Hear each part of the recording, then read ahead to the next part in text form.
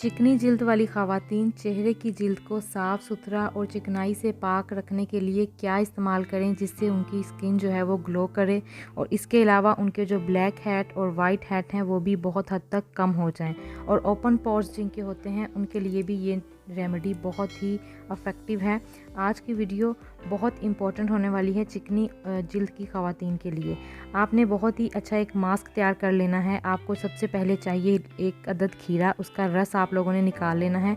उसके बाद आपको चाहिए मिंट यानी कि पुदीने के कुछ पत्ते ले लें, उसको भी अच्छे से पीस लें और उसके बाद आपने उसके अंदर डालना है कॉर्नफ्लोर जो कि मकई का आटा यानी कि जो है मकई का आटा। उसके बाद आपने चंद कतरे उसके अंदर लीमू के रस डालकर मास्क तैयार कर लें। इस मास्क को रोज़ाना इस्तेमाल से चेहरे पर निकलने वाले ब्लैक हेड, वाइट हेड और चिकनी जिल्द इंशाल्लाह ख़त्म हो जाएगी।